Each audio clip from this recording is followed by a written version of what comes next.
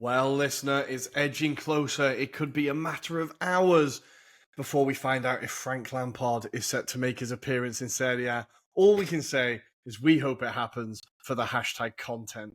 Welcome to the Anglo-Italian pod. As always, my name is Rory, and I'm joined by my very good friends, Adam and Andrea. Going to start with Andrea. How are you, man? You good? Very good, yeah. Absolutely insane. Another week of Serie A football to enjoy. It just keeps getting better and better. And now seeing the table as it is, which is unbelievable, how close it is from first to sixth. Yeah, couldn't ask for more, really. We said we were going to wait a week, Yeah. Andrea. We've waited a week. Is it officially a title charge now? We'll get into it. I cannot wait. Adam, how you doing, man? I'm keeping very well, thank you. Enjoying the fireworks, and let's use the metaphor. It's getting really explosive in Serie A, and summed up by Pep Clotet as well on his actions on the sidelines. But also Roma giving us a bit of cheer by ensuring Ivan Juric is out of his misery, right, Rory? He looked like nobody will remember him, and in about 10 years' time, people will be like, "Oh, do you remember when Juric managed that Roma?" quiz like, question, isn't it? How long it'll did be he like last? exactly. It'll be a quiz question, exactly. So I think it's like he didn't look particularly bothered when the game ended. The fans definitely weren't bothered. I think it's all kind of like come to a happy-ish end, I suppose, before they actually burn the stadium down. But yeah, Adam, you alluded to it. My story of the week this week was definitely Clotet down at Triestina. Birmingham fans will shudder at the sound of his name, I'm sure. But with his team currently rock bottom of Serie C at the moment, with only 6 points, 10 goals scored, 20 goals conceded, one of his players proceeded to get sent off, and Clotet did not hide his feelings by nearly breaking his neck whilst rattling him and shaking him by the collar. If you've not seen it, the clip went super viral on Twitter this week. But it was lovely to hear his name and hear from him again, Adam, right? It certainly was. I had to Google where he's been in that time. And as I shared offline, his win percentage ratio is going down by the club. So there's possibly a link there with his behaviour and his win ratio, maybe. But I don't know for sure. But Torpedo Moscow might be able to answer if that was the case for his experience anyway. That's for sure. It just reminded me of that video, it kind of pops up every so often where it's like, when you ask the boys if they're available for five-a-side, and it's that bloke like, I'm in Sarajevo, I'm in Pyongyang, and it's just a guy saying the same thing.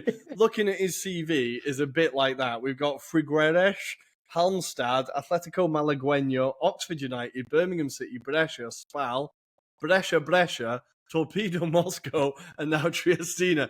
Like, he's clocking up the air miles. Fair play to him. He's definitely clocking up the air miles. But Andrea, the big story this week, it looks like it's edging closer. Mancini to Roma, maybe Frank Lampard, maybe Terzic. Where do you see this going? How do you see it going? The board have to get it right for first and foremost, but also the fact that if they go for Frank Lampard, it's just going to be another uproar. So they've got to get Mancini. It will be at least convincing. Whether he'll do a good job, I don't know. But Mancini's literally at the moment the only person that's been shortlisted that would kind of convince the fans that there will be a change of fortune. But yeah, they need to get it right this time because they've got it wrong twice. And I think even one of the board members came out saying that sacking De Rossi seems like an error. So if they're coming out with that, they've got to really sort it out. And I mean, to state the obvious, he did. It's such an understatement. I know. It's hilarious. I don't know how that's going to make the fans feel any better that they've said that. Like, it's just going to make it worse. But yeah, they've got to get it right. And Mancini at the moment seems the best option to change the fortunes. Yeah, well, fingers crossed. It's been a while since he's been in club management, Adam. Like, do you think he would be the guy that can steady the ship? You know that the players would kind of like look up to him. He's, won the trophy with Italy. Like, he's an icon of the Italian game. Do you think he would bring that stability that they need? I think there'll be a sense of respect for what he's achieved, certainly. Where I feel it might lay short is based on maybe promises that the Friedkins make. We know it's been quite vocal about the fact that the Friedkins don't have much knowledge in terms of the footballing side of things. So whether promises go wayward here, and as I predicted offline, I think it will be give it till the summer and he'll kick off at something. Inevitably, there'll be something that he won't be happy with. And look, he has a bit of a history for if he doesn't get his way, he has a little bit of a sulk or he has moan about things. So I think they've got to support him now going forward. They've got to ensure, like Andrea says, that they don't want another Colosseum in Rome. They want to ensure that they've actually got something stable going on in Rome. And look, whoever goes in there has to just rescue what is there now. But yeah, this appointment needs to be massive so the supporters can get behind it. Obviously, there is that bit of nostalgia factor of he is a legend for the rivals in Lazio. So that's going to take some time for diehards to get over. But given the names, one of them that I was surprised to see, Rory, was Paulo Sousa being linked. And then another one was Claudio Ranieri, which seems like a broken record in itself. So it seems like we're clutching at straws when we're talking about candidates for Roma and potential candidates that would actually entertain the role. So Mancini's the best of the bunch, I would say, definitely.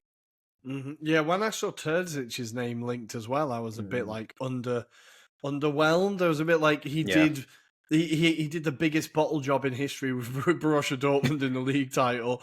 Got him to a Champions League final, admittedly, but the whole thing was very much like he's a fan of that club. It felt like it was only ever going to work there if it did. So even that was a bit underwhelming. I kind of hope we see Mancini and we see a bit of stability there. Because I did see a Napoli fan on Twitter today going, oh, thank God it's another club this year. Like, people must have been pissing themselves at Napoli last year, sacking their manager every other week. So, yeah, I really hope Roma get that stability they need. But, guys, there was actually a lot of football to talk about this week, so we're going to talk about it. The main headlines, Cagliari 3, Milan 3. Of course, I put Leao on the bench in Falta Calcio, and he scores 2. So thanks for that, Fonseca. Really screwed me over with that one.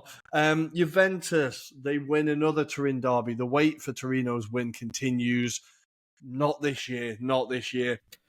Atalanta and Udinese fought out a fascinating 2-1 win for Ladeo, which keeps them up towards the top of the table. Andrea's very own La Viola, Moise Kean. How long before Andrea gets a tattoo of his face? We're not quite sure. But a hat-trick for him as they beat Hellas Verona 3-1. Roma, the pre-mentioned Roma, lost 3-2 at home to Bologna. And of course, Inter drew 1-1 with Napoli in that top of the table clash. So guys, we're going to take a very quick break. When we come back, we're going to talk all things Calcio. See you there. And here we are. We're back to discuss all things Serie A. And let's start at the San Siro in the Sunday night blockbuster slot as we had Inter 1, Napoli 1. Hakan, you couldn't have missed a penalty against Arsenal, no? You couldn't have picked Arsenal to miss the penalty. You had to score that one. But he did miss against Napoli. He did keep the score level. But Adam, this game, did it disappoint? Did you enjoy this game? What did you think? No, far from disappointed. I thought it was a really good game. I suppose it depends what mentality potentially and what side of the maybe teams he was supporting, whether it was disappointing. I think the overall winner here was Antonio Conte, because I think the draw suited him best. But I felt first half Napoli did a really good job, whereas second half it was definitely dominated by Inter. But they just lacked that clinical edge in the final third. I think that's the kind of moral of the story. And whilst we kind of allude to the fact that Hakan Çalhanoğlu missed a penalty, there was plenty of chances for Inter to really win this match, in fairness. Some resolute defending both ends, I'd say, in the second half. Certainly from a Napoli perspective, I thought Rachmani and Buongiorno were superb at the back, marshalled alongside Di Lorenzo. But even from a point of view of, if you look at Acerbi coming back into the fold and keeping Lukaku very quiet. I mean, yes, there was probably a little bit of dread for Lukaku going back to the San Siro and hearing those jeers. But overall, I thought it was well kind of disciplined by Acerbi. I thought Acerbi was a welcome addition back into the squad. Gave them a bit more balance at the back, certainly, and allowed the midfielders not to be so deep. But yeah, there was certainly a lot of learning points, I'd say. One of the comments that I made previously about Conte was his adaptability in terms of in-game management. I think we saw a bit of that in this particular match, whilst pretty much the second half was back to the walls kind of stuff at times. I think you saw a different Napoli to maybe times where they may have caved in a little bit easier. So, yeah, good point, good game, certainly for the neutral. Opens up this Scudetto race even further, which is nice as well. And long may it continue, because I think that was a cracking bit of football, that's for sure. Yeah, no, I absolutely loved it. I think the whole tone of the game was set by, within the first 5 seconds, there was a tackle by Kvaratskhelia on Pavard where they both just absolutely clattered each other. And just, you were like straight from the off, like, oh, it's going to be one of those games. Like, these both proper want it. Like, they're both up for this. And Andrea, a person I will never get bored of talking about, but Barella in that midfield just absolutely all over the place in a good way, right? And he absolutely ran the show for Inter. Like, I feel like he really had that midfield. Like, it was a really fascinating battle in the middle of the park, right? Yeah, absolutely. He's the first player that comes to mind when we talk about the game being that kind of level of like intensity. From the off, he was just all over, really affecting that midfield. And I feel like that kind of pressure affected Napoli to the extent that their passing seemed to be a bit off. I felt they were weak at times with their passing, and I thought there was a couple of times where they were actually in, and but there were just these weak passes that, and they messed up the chance. It was a bit. But I just felt like it was the presence of players like Barella in that midfield just causing a storm. But yeah, he was just constantly on it, and a vital player in that midfield, bringing the energy which they've kind of lacked these past weeks. So it was good to see kind of that level of intensity back at Inter's midfield. No, absolutely. Because I think even, and again, we're going to talk about him, but Hakan had an incredible game again. Like, and it feels like every time it's a big stage, the guy steps up, and he's, apart from the penalty this week, it feels like he's always the guy to deliver and kind of take the game onto his shoulders. But I also want to talk about Napoli's midfield, because I thought it was quite interesting. Obviously, McTominay gets the goal, so he gets the headline. I feel like Gilmour is still kind of figuring out his role a little bit. I feel like he's getting caught out of position sometimes, and they still don't have that real bite in midfield at times, like Inter have with Barella or Hakan, that they can drop in and just throw in a tackle, get the ball back. Like, Adam, I don't know what you feel about, like, I know Gilmour isn't that player, but he's still kind of figuring out his role, and maybe he needs to try and improve his reading of the game or interceptions. I'm not sure. I just feel like there needs to be a bit more of a stopper in that midfield, right? Yeah, I get what you mean, because certainly I think he's not used to playing this style of football in his career. Just generally, I think when you look at the way Napoli's midfield was kind of spread across the pitch, whereas I think he's much more used to being in a compact midfield where he's got someone beside him, but also you've got the wingers or wing backs. Whereas, the way that Napoli, in particular with Conte, the way they're playing, there's a lot more kind of domination in terms of you've got a lot more space to try and complete. And I think that's the difference between him and Lobotka is Lobotka will cover a lot more miles in terms of his running and covering distances. And I think he makes more of an impact. But certainly, I think there's no harm in this. I think that's a good experience. I mean, a lot's been alluded to Scott McTominay being the Ollie of the pack, so to speak. The fact that he is the ace in the pack. He is someone that is adaptable and a utility player in many respects. And that's why Conte has adapted these tactics. But what I did see and I found quite interesting is, whilst on paper it did look 4-3-3 on the kind of outlook of how he was going to set up, there was various different occasions during the match where actually there was kind of a 4-2 and then the other attacking players in front. So almost trying to bridge the gap between Lukaku and the midfield. But also at times when they had to kind of sit back this into attack, it went into a 4-5-1 formation. So it kind of, during the game, you saw it adapt in different phases. And that was fascinating, because I think that was the bit that I highlighted last week. And this is the bit of criticism about Conte not being able to maybe do this against the bigger sides and on the big occasions. But actually, that's what you found at the San Siro, was that he was able to absorb the pressure from Inter. And I think the man that was most frustrated was Inzaghi. I think he was the most infuriated man in the San Siro, because obviously his players up top weren't doing it. But certainly I think for the amount of possession, the amount of intensity that applied, they'll be gutted that they didn't get more out of the game, certainly. So yeah, good point for Conte, and yeah, Billy Gilmour will get better in time, that's for sure. Well, he always looks incredibly infuriated, Inzaghi, doesn't he? He always looks like he's on the brink of a breakdown. Like, he's never far from kicking something. But I think at the end of this game, he was definitely losing his shit. But, Andrea, I wanted to talk about the fact that Napoli did a really good job of completely closing down Inter's left side. Like, that's where a lot of the threat comes from, especially from DiMarco. Like, but they really completely kept them silent. And then, like Adam alluded to it there, but Lautaro and Thuram, it's just not really clicking at the moment. Thuram is so slow on the ball when he got, like, it reminded me of a moment in the Arsenal game where Thuram was running forward, got the ball, then just stopped. And I was just stood in the stand going, what are you doing? Like, just pass it, do something. Like, it just feels like they're a little bit slow when they get there at the moment, right? But Napoli did a good job to slow them down.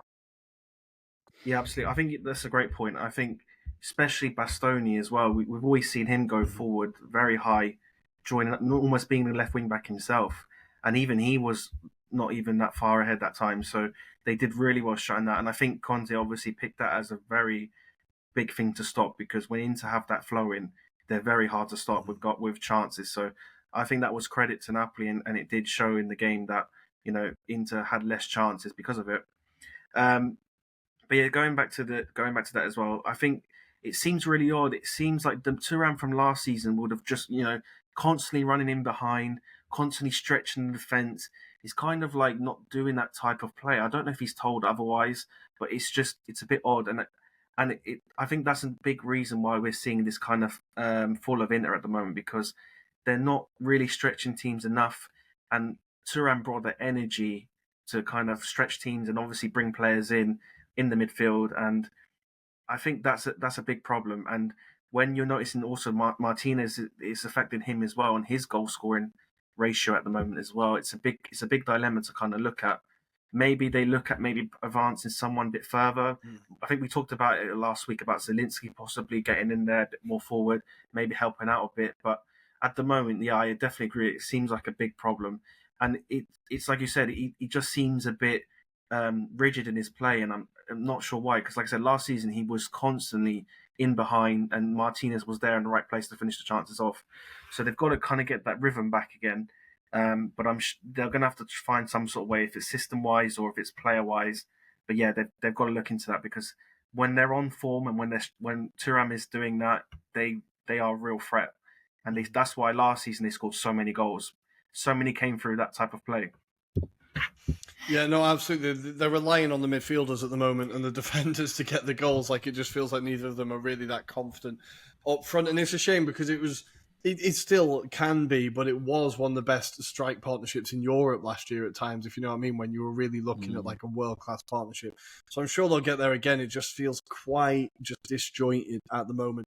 But yeah, ultimately a very good point for Napoli. I think Conte would have been the much happier man, although he might not be happy with Meret.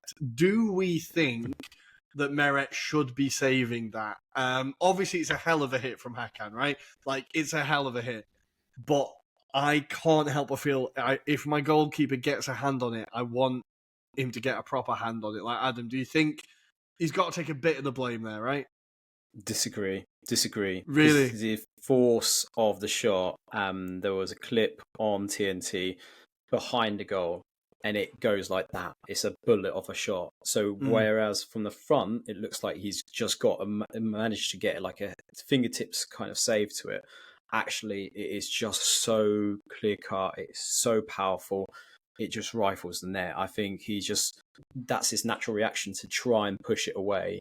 And unfortunately, just doesn't have the merit to kind of do that. So I think for me, no, I think he did spectacularly to try and get anything on it personally, because it was a hell of a hit. But if anything, there was a blame, it's the players in front of him, not chasing it down personally. They definitely should have been putting pressure on him. Like, no one pressured him at all. But Andrea, you look like you disagree. Do you think are you on my side or are you with Adam? Pick a side. It has to be. You have to pick a side. I'm against Adam here. Now, I kind of agree with Adam to an extent, but I also look at it and I just think, I just feel like it's the kind of like not positioning, but I also think it's like the kind of awareness because I feel like you have that shot and it's like I guess it's a weird one because you're not expecting it to kind of swerve that last second, but it's kind of like he was so flat-footed for me, and I feel like you need to be on the ball because you know Chanaloglu has a history of it, but at the same time, I do agree with Adam because it reminded me a lot of that one he's gone viral with all the time, that long free kick he did in Germany where he hit it from the halfway line, and you're thinking the keeper should save it, but it's the same kind of thing. You just that swerve, you don't expect it, but at the same time, I just think, like you said, you got a hand on it, and he was very flat-footed as well. I feel like he should have been a bit more alive in the Digging out moment. that clip. There's no way Yeah. he's flat-footed. I'm sorry, but yeah. I don't know. I just think he could have saved it. But again, I think it's just one of those. It's like a 50-50 one. Like it goes in, it doesn't go in. It's just one of those. You can't blame merit for it. But I do agree with what Adam said. It's the Gilmour for me. You've got to close him down. Yeah. It's inexcusable. That's Gilmour's fault at the end of the day. I don't think it's it. You can blame merits a little bit, but nah, Gilmour for me has to stop it. I think I'm now just unconsciously running an agenda against Merritt. I don't know why. This is the second show in a week. I don't even mind the guy, but I keep like dragging him. I'm not sure why. I apologize, Alex, but I feel like he should have done better. But we're going to leave that game there. That does leave it super tight at the top of Serie A. We're going to get into just how tight it is. But let's stay with the teams that are involved in it, I suppose. Are Milan still involved in it? We can discuss it now. Cagliari 3, Milan 3. Honestly, the only thing that surprises me about this result is that Milan didn't lose. Like, the second they beat Real Madrid, I was like, they're going to lose to Cagliari at the weekend. It's just so obvious. But they started layout, and he got off to a great start. Scored in the 15th minute, scored in the 40th minute, and it looked like Milan were going to kind of get the job done. 3-1 up, nice and easy. Or, yeah, 3-2 up? 3-2 up, right? 3-2, yeah. And then in the 89th minute, Zappa with an incredible hit levels the game. But you have to say, it's nothing more than Cagliari deserved, right, Adam? Mm-hmm. Yeah, definitely. In terms of the way the application that David Nicola got this Calgary squad kind of firing up, I thought, yeah, they really did deserve more than potentially a point at times, but they got the point, which was most important for them. But a lot of hype was around Camarda making his full debut for Milan. But I think both me and Andrea agreed in our TikTok live that this was typical in terms of it would happen as a result. They'd either lose or they'd throw this game away. And inevitably, that's what they did. But what we have to credit, I suppose, is just also from a point of view of Tijani, Reinders and Leao, the kind of setup for one of the goals was incredible, but also just the general play between the two of them. They really did take it to Calgary at times. And yeah, I think what Fonseca needs to work on is the defensive aspect, not just from a defensive line point of view, but also in terms of that midfield being able to control games, because that's where they're ultimately throwing away these kind of potential wins at the moment. Not able to control games, relying on the same old individuals to kind of dig them out at the moment. And yeah, without establishing that's where the main pitfall is at the moment for Milan, and that's why they're going to be dragged further down in terms of the table right now. But fantastic result for Calgary, given the circumstances, and that gives them another few points to put them up in terms of the league standings as well. So yeah, but inevitably, that's the way I felt it would happen. I thought Calgary would get a result, and inevitably they did.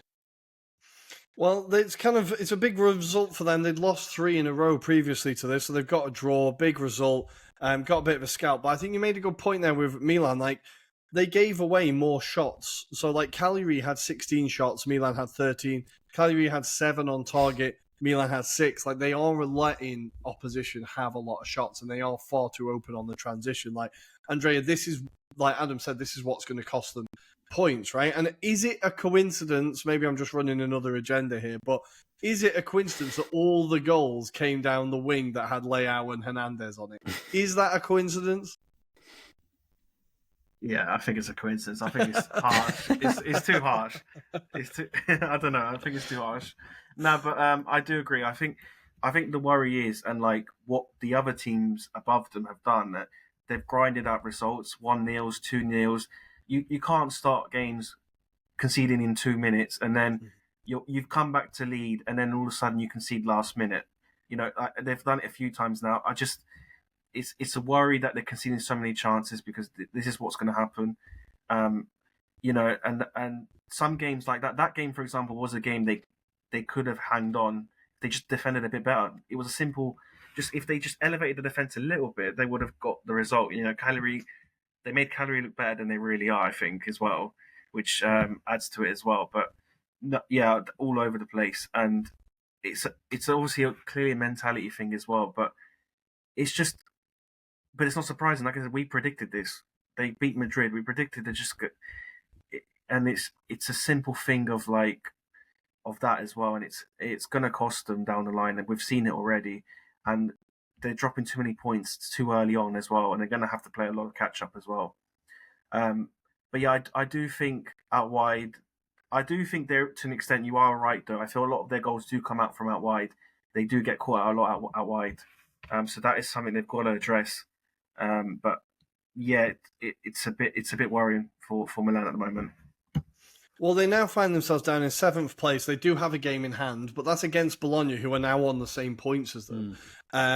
But with that game in hand, they are currently 6 points behind Juve in 6th place. Now, obviously, from there, it's all basically 2 points to the top. But, Adam, it feels like already Milan are just fighting for a European spot, right? And nothing beyond that now. It's just get into Europe and then figure it out from there, right?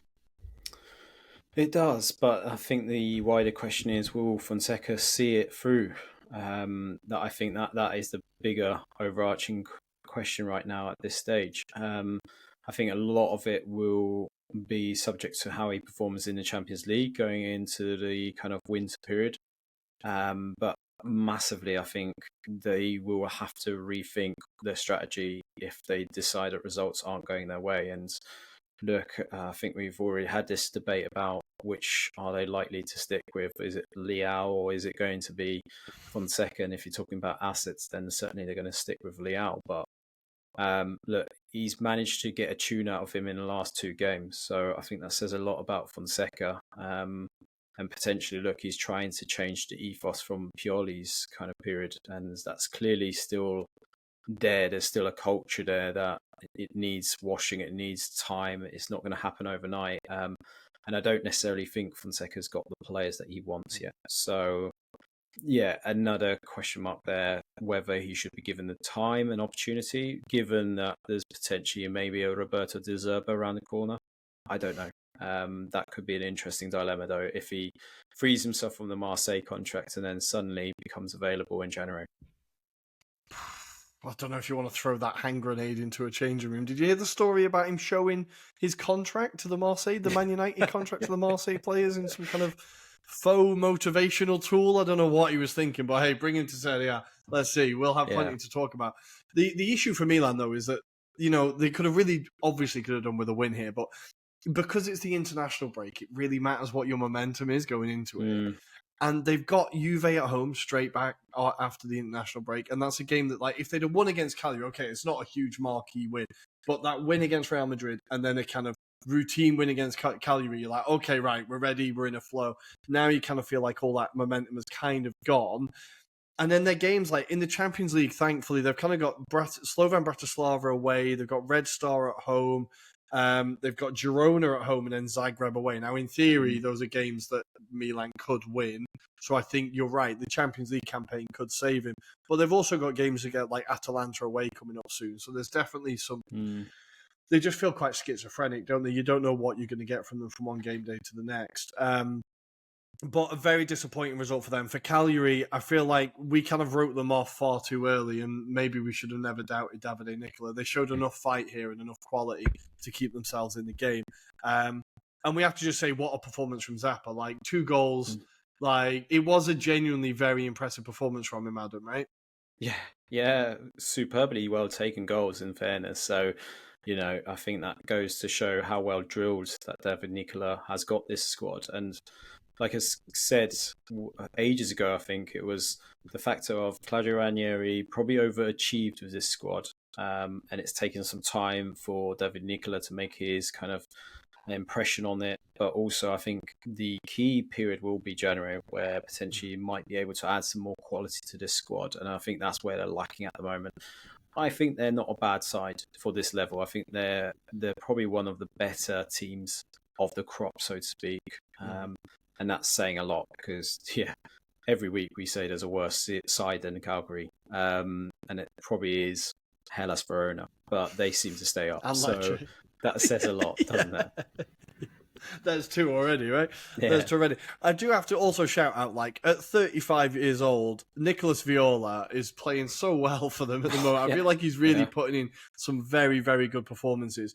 I was really impressed by him. And Piccoli up front is a player in our Fanta Calcio draft, everyone was laughing at Piccoli and who's going to get him? Who's going to get him? But I feel like obviously he's not got a lot of goals, but his performances are very encouraging, and I feel like it's nice to see him doing well. But Milan fans will be bitterly disappointed, but ultimately not surprised. Not a single one of them will be surprised.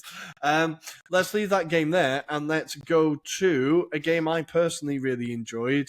Should we do Atalanta Udinese before we talk Roma again?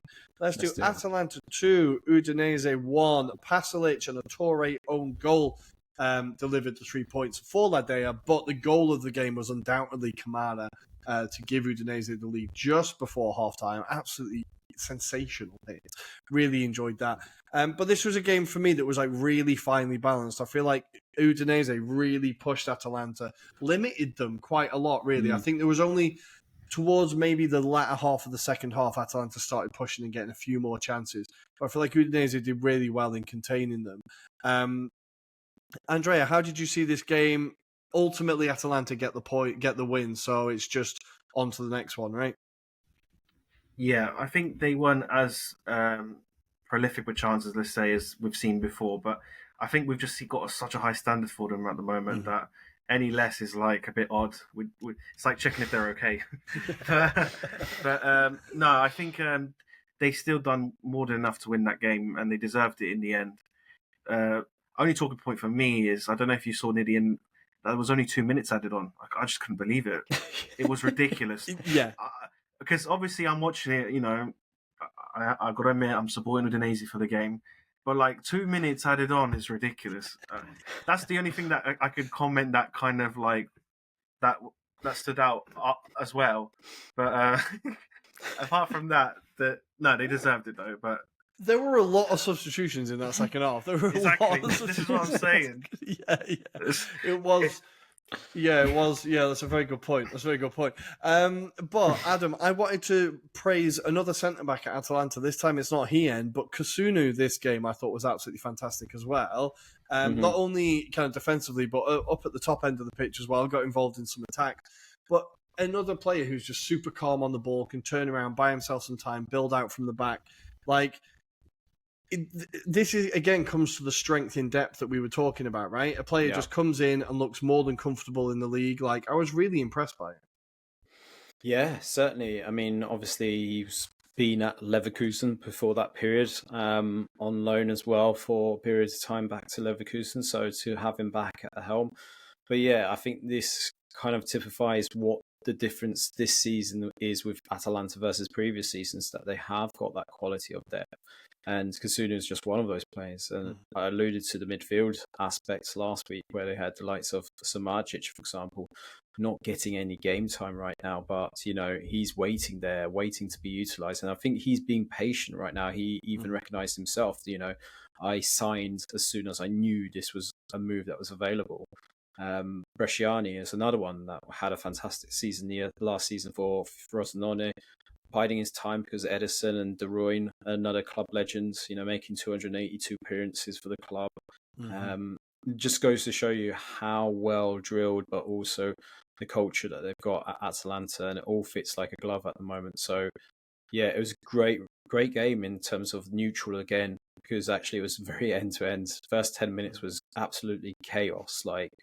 And I did put in my notes, Isaac Yen maybe unlucky or lucky to get away with not having a penalty given against him. I think there was a good clear shout for potentially a penalty to be given against him. I think the referee favoured the fact that he didn't know where the ball was at the moment that it struck him. But another day, I think a referee gives that as a penalty, and that maybe changes the direction of the game. But a lot of credit to Udinese, because I think Udinese have been a bit under pressure for the performances and the results that they're getting. So very unfortunate on the day, but yeah, important win for Atalanta. Bit fortuitous in terms of the winner as well. Torre kind of sliding in, and it kind of goes in a different direction to Okoya. But I thought for me, the two talking points actually in terms of man of the matches were Karnaseki and Zakoa, because they're just being thrown at it every time, having to pull off these miraculous saves or blocks. And yeah, both of them equally could have got man of the match for this game, because it was absolutely bonkers. Yeah, no, it was great afternoon watching. I feel like I was worried that Udinese had kind of tailspin a little bit because they hit a bit of a slump after their incredible start, but it looks like they're turning it around a little bit. Kamara, the guy who scored the goal, genuinely had a very, very good performance as well. I think he caused a lot of problems for Atalanta. I was really excited about him. Ehizibue on the other wing as well, I think did very well. And it's just nice to see Keenan Davis settled in and looking kind of assured. Obviously, he signed for Udinese last summer, right? And he barely made an appearance, didn't get many minutes last season.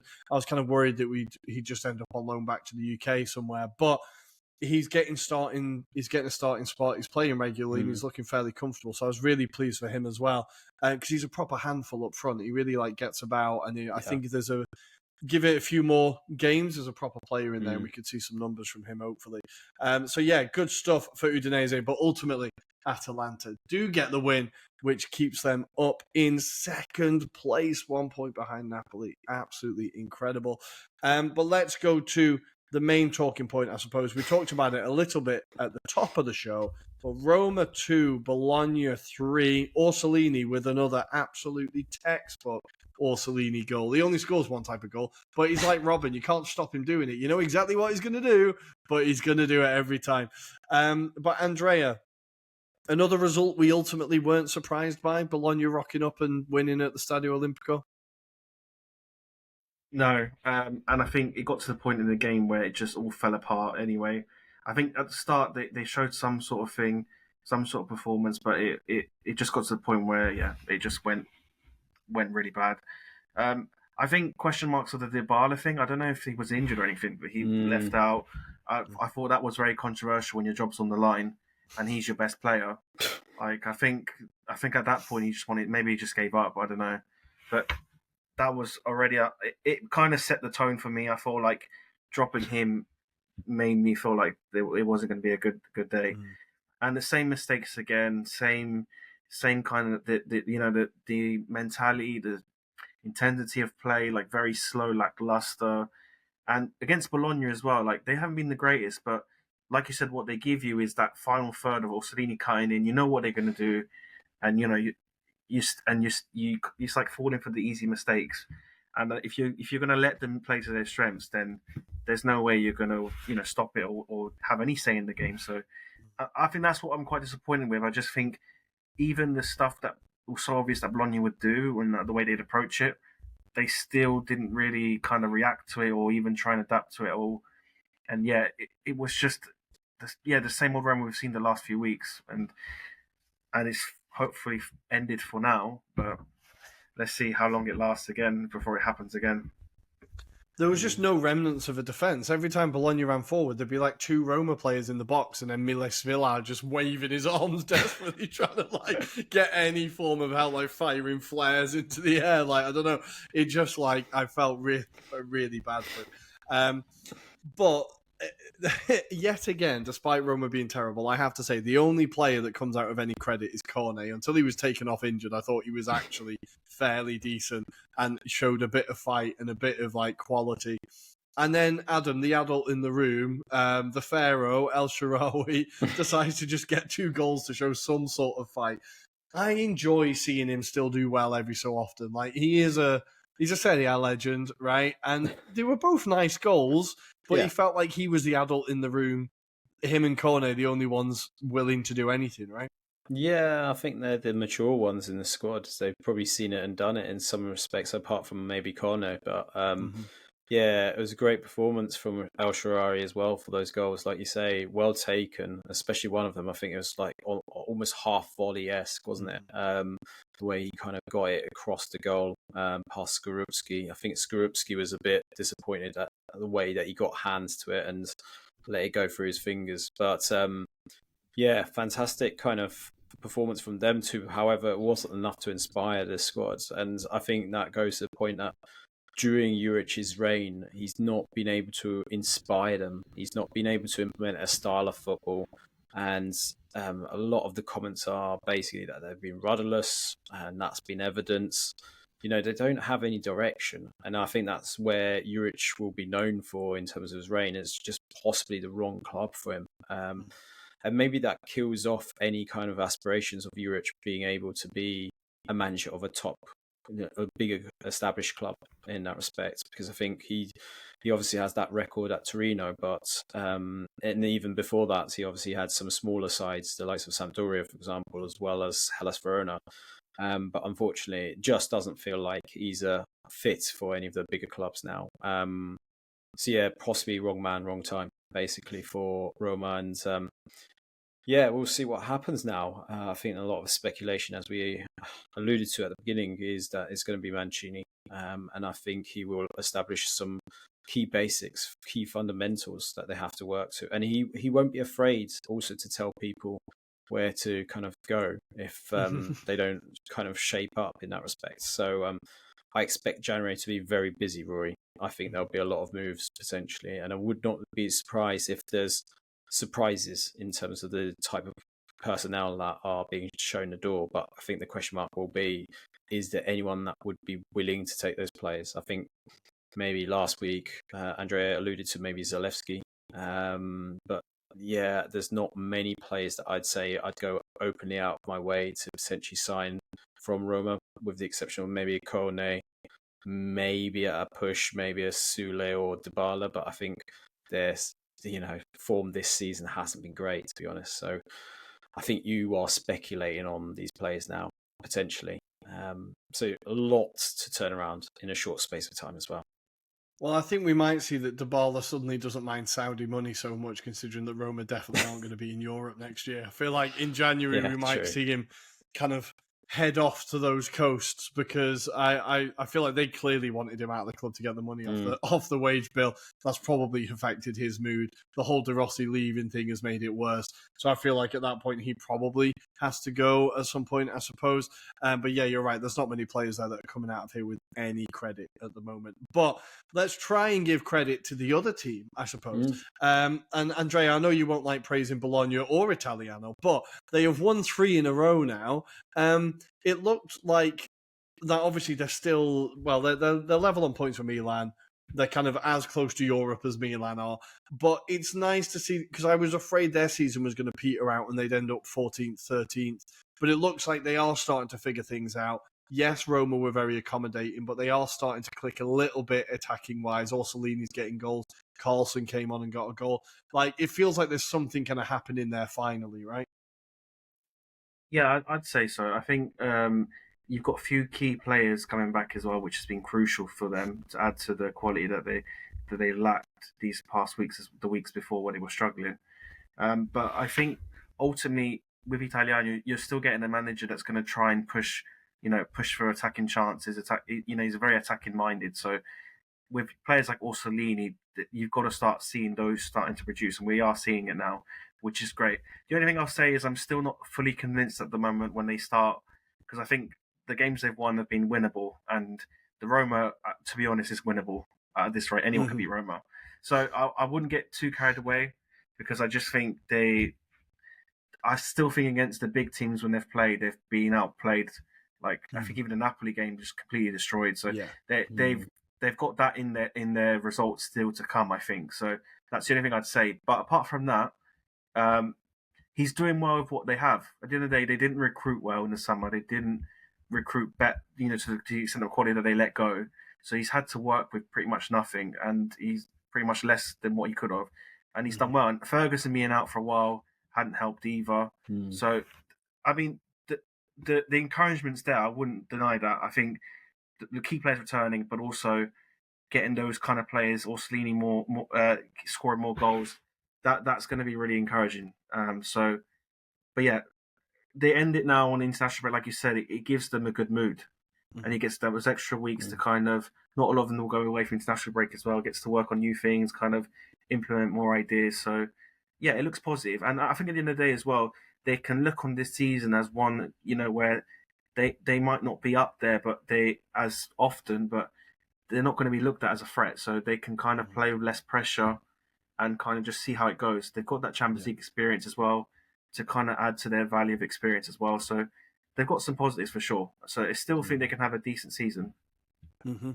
Yeah, and I do have to say, like, he had a bit of a quiet start, but Santiago Castro, who they brought in, only 20 years old from Argentina, now has 4 goals and 2 assists already this season. Like, that's a pretty good start for someone who I was a little bit dubious about and a little bit like, is this the guy who's going to take over from Xerxes? And, like, I'm not saying he's there yet, but with a little bit of patience, you can see there's clearly a player there. And I think the good thing about Bologna, and for a player like him, is he's going to get chances. He's going to get the minutes. He's going to be the main guy. So there's all that space there for him to develop. So really, yeah, I was really, really impressed with him. Nice to see him getting a few goals. And of course, Jesper Karlsson coming on and scoring was nice as well. He got the winner in the end, right? Yeah, in the 77th minute, he got the winner. And yeah, lovely, lovely weekend for Bologna. I really do hope they get a win in the Champions League, though. I would like them to just win one game. I just want them to have that moment, because I was talking to the boys at Journey to Serie A podcast. One of them's a Bologna fan, and he was like, I really feel like this season's being wasted. Like, this whole thing, the Champions League, has just been a bit of a letdown. I was like, if you get that one win, it'll all be worth it. You'll be like, we got to the Champions League, we won a game, and you can kind of put your flag in the ground. So hopefully they get that. I really hope it comes for them at some point. But let's leave that game there. And Andrea, we're going to let you talk about your beloved Moise Kean and Laviola. It only took him 4 minutes this time, but ultimately, Andrea, he should have had 4 goals. Listen, I think I think that's harsh. No, I'm joking. No, it's true. No, it is true. I think especially the one at the end where Kwame literally gives it on a plate for him, and I don't know what he was thinking. That was like Keane of Juventus. It just had a flashback. Yeah. Absolutely. We're going to let it slide, because then a minute later, 2 minutes later, that finish was incredible. The third goal, that was unbelievable, and I was going to get mad because there was 2 people free, and he should have passed it. But fair play. I think they were getting mad with him as well, to be fair, before that shot went in. But yeah, no, exceptional again.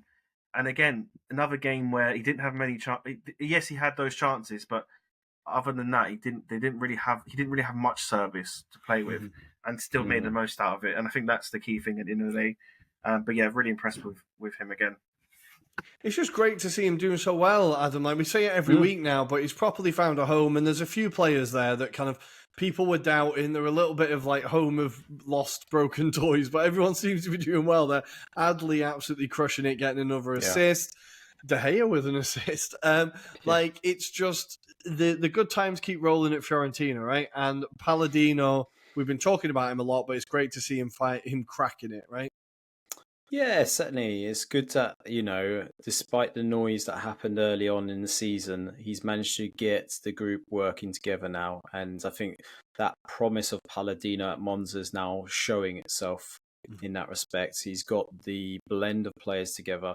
I think obviously there's a few question marks over certain individuals, but look, I think this is work in progress for a Fiorentina point of view. They just need to work on getting a squad that is able to compete and maybe pushing on in the higher echelons of the league itself. But yeah, a bit of slice of humble pie for us, Rory, because I'm sure we've slated Moise Kean, and we might have to mimic that skipping move that he does after every celebration soon, just to show that we're fans. If he gets Capocannoniere, I'll do it, right? If he gets Capocannoniere, I'll do it on TikTok. But yeah, a lot of credit to Palladino, and the fact that he's getting the best out of these players. I'm so happy that Yacine Adley is getting some game time. That's another person that I'm like, yes, I'm glad he's doing it, and I'm hoping now that if Milan have their ways, they'll sell him to Viola, and Fiorentina have got another great asset on their hands as well. He's such a good player. I'm still confused as to why they let him go. But we do have to quickly talk about Hellas Verona. They have the highest proportion of pointless banger goals. They only score bangers, but none of them mean anything. Their goal where they got absolutely hammered the other week was an absolute screamer as well, wasn't it? It's a hell of a goal. But Andrea, in terms of the teams you've watched this year, where do Hellas rank in how bad they are? It's the thing though, because they are bad. They can be bad, but it's defensively mainly. I think attacking wise, they've got some really players that can excite. Like even that Suslov on the wing as well. I thought he looks really. I like him a lot as well. Yeah, I think they've got the Mosquera, Livramento at the start as well. They've got some exciting players to say, but I do think yes, they get to big periods of games where they're just completely awful, and it's worrying. And I think that's what happened as well in that game. And I think the game was there for them to hang on, and to get something. I don't think Fiorentina were that good, but they just, they sat back. They were again very slow, very predictable. But yes, they it's a worry because I think it's a shame as well because like we saw at the start of the season, they were scoring some big results, scoring goals. They have it in them, but I think the way they set up sometimes is a bit too negative, and I guess it does come from the manager. But who knows? They've got to sell the team in January, and then they'll be back. We're waiting for that. So a whole new defense, and you'll be fine, and maybe a new goalkeeper. But no, I think there are players that that if or when they get relegated, they are going to get picked up by other Serie A teams instantly. Yeah. Suslov is definitely top of that list. Tengsted has looked decent since he come into the league as well. And Chachu I still have some time for, even if defensively he's not the most solid. I think there is a player in there somewhere. But yeah, great win for Fiorentina, and that does leave them only 1 point off top, third in the league. So the table now looks Napoli on top on 26 points, Atalanta, Fiorentina, Inter and Lazio all on 25 and Juve on 24. Let's talk about Juve super quickly, Adam. A routine 2-0 win against Torino. Weah with another goal, now scored against Inter and against their cross-city rivals. How did you measure Juve's performance here? Was it Torino were disappointing or were Juve too good? I think Juve too good. Really disappointing from a Torino perspective again. Unfortunately, just really didn't turn up. Didn't have any kind of form of intensity in this match, and I think they made it so easy for Juventus. When Juventus are in this kind of form, Rory, it was inevitable that they would win this match. And it's a mad record that Juventus have over their rivals, right? Torino. It's just getting a bit to that point of embarrassment now. But, I feel for Torino because had they had the likes of, say, Shea Adams and Duvan Zapata, I suspect this game goes a different way. I think there's a lot more fight. I know they were missing certain individuals even in the 11 of this squad, but yeah, I think they are missing key experienced players. And had they been playing potentially in the form that they were at the beginning of the season as well, don't forget, if they were playing with that kind of intensity that they applied themselves, then I think it's definitely a different game. But yeah, ultimately they made it very easy for Juventus, and Juventus kind of picked off them. So nice, easy victory for them, and they move on to the next game, right, Rory? Well, absolutely. It was all about getting the 3 points. And elsewhere, amongst that top 6 team, Lazio did eventually get a 1-0 win against Monza. Zaccagni with a beautiful finish there to get the win for them. Monza, again, just not quite enough quality attacking-wise. They're in games, they're just not getting anything from them. I do feel like they can turn it around at some point, but Lazio get the win. Now, guys, I'm gonna kind of put you on the spot here a little bit, I suppose, but we have 6 teams that are all separated by 2 points. This is kind of historically close. I think it's the closest it's been at this point since they introduced 3 points for a win. So which teams do we expect to hang around and which teams do we expect to fall away? Now, I'm going to kind of put mine in first. I apologize, Andrea, but I'm going to say Lazio and Fiorentina I expect to not quite hang on as long as the others. my kind of surprise package maybe is going to be Atalanta. I think they're going to stick around longer than most people expect. Adam, how do you see it? And can Milan get involved again? I think we will see Juventus struggle to be in the top 4, that's for sure. And do you know what? I give a lot of credit to the likes of Lazio and Fiorentina for being in that mix. I'm going to say that potentially Fiorentina, purely because of the Europa campaign, I think that definitely takes it out of them. I think it was evident midweek when they were in Cyprus where they struggled to get that win. Unfortunately, again, for Andrea's demands, but I think Fiorentina do fall off just purely because I think it will be an experience this season and it'll push them up from next season. So that's my tips. And Andrea, how do you see it? Yeah, I'm similar to it. I think Fiorentina will drop off. I'm still not convinced for the entirety of the season. One, as Adam said, because of the conference, and I think two, and I've seen it the last 3 or 4 games with one, but they've not been convincing. And I think it comes to show because of the options in the attacking third they have, like Sotil. Like these players aren't good enough, and they're not going to take you for the whole season. Gunmarsson's the only person, if he's back and fully fit, you might say there's an outside chance, but even then, I still can't be convincing and say they can. As much as I'd love to, I say that I'd be confident. I'm not. I still don't see it. Lazio is the other one. Although I've been impressed with them, I still think the depth. I still question the depth of the squad.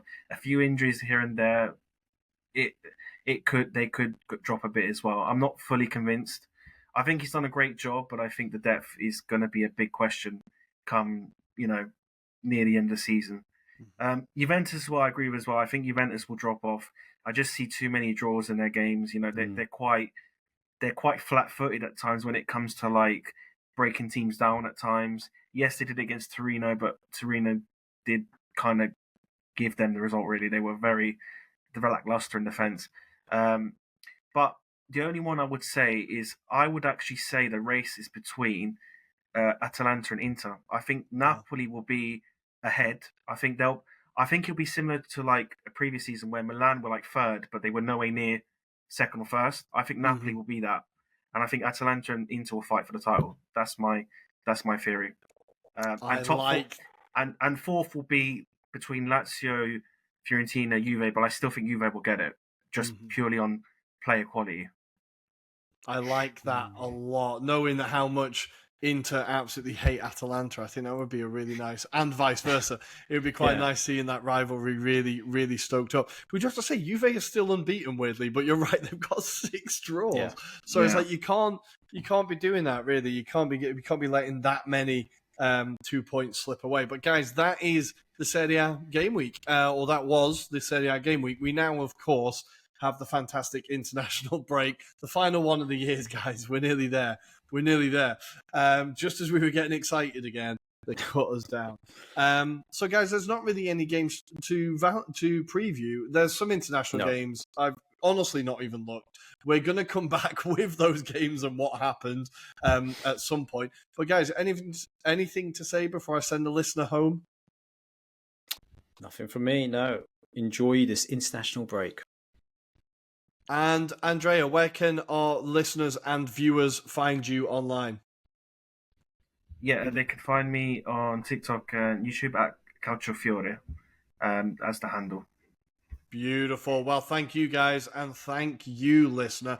If you are a viewer on YouTube, hit the like and subscribe button down here. Please, if you are listening, like us, subscribe to us, leave a comment on your podcast app of choice. You can find us on Twitter at Italian Anglo Pod, on Instagram, TikTok, and what's the other one? Instagram, X, TikTok, and Threads at Italian Anglo Pod. And guys, we'll be with you next week. Ciao, a dopo. Ciao, ciao. Ciao, ciao.